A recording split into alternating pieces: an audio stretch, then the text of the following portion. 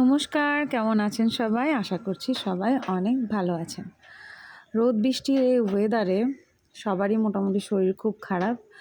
আর গতকালকে হঠাৎ করে খেয়াল করলাম আমার ফেসবুকে ইস্যু চলে এসেছে, আমার ইমিডিয়েট একটা ভিডিও আপলোড করা দরকার।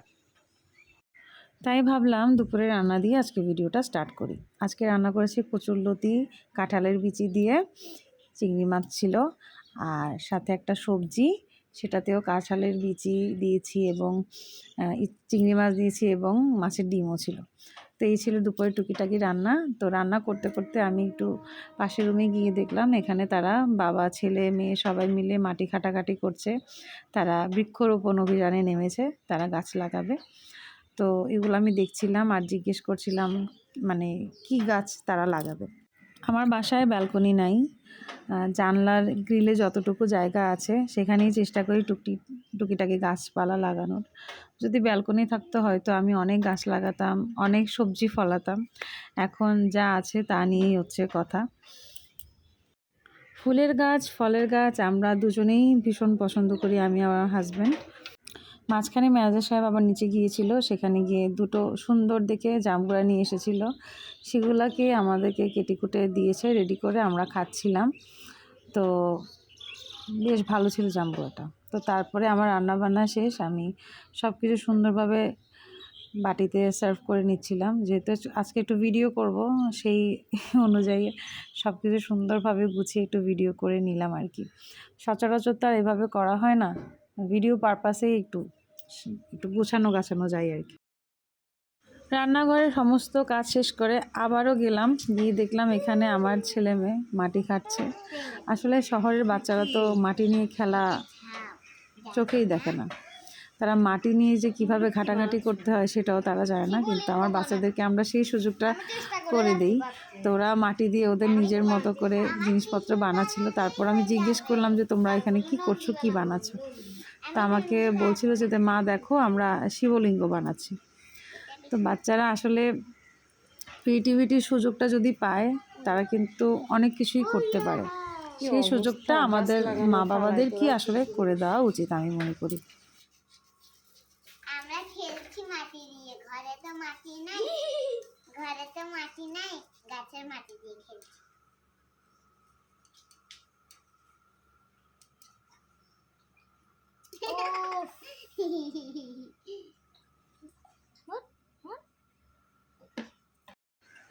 বাচ্চাদের মাটি কাটাকাটি দেখে আমি চলে গেলাম স্নান করতে। স্নান করে এসে ঠাকুরঘরের জানালায় দেখতে পেলাম ম্যানেজার সাহেব সুন্দরভাবে 3টি তুলসী গাছের চারা লাগিয়েছে। আমাদের আগে একটা তুলসী গাছের চারা ছিল, সেটা দেহ রেখেছে বিধায় নতুন চারা টবে লাগানো হয়েছে। আমাদের যেহেতু ব্যালকনি নেই, যতটুকু জায়গা আছে সেখানেই চেষ্টা করি একটু গাছপালা লাগানোর আর কি। তারপর ঠাকুরঘরে গিয়ে পুজো দিয়ে ফেলেছি। আমি কিছুদিন আগেই শ্রাবণ মাস উপলক্ষে আমি ভোলেনাথকে আমার সংসারে নিয়ে এসেছি। আমি জানি না কতটা কি করতে পারছি, কিন্তু মনের ভালোবাসা ভক্তি দিয়ে আমি ভোলানাথকে সেবা করার চেষ্টা করি।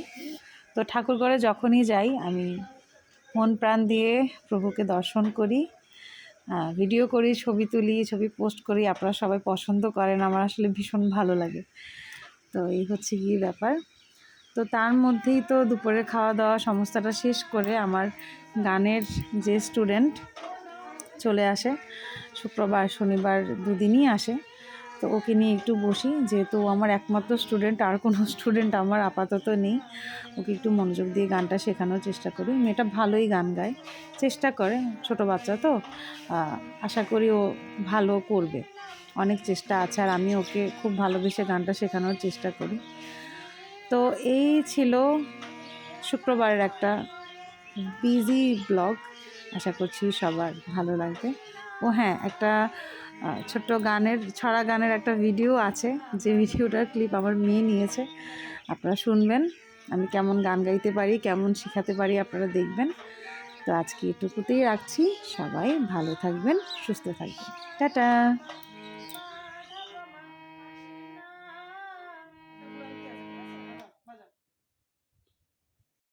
বসন্ত 6টি পাখি, জোরে 6টি পাখি, 6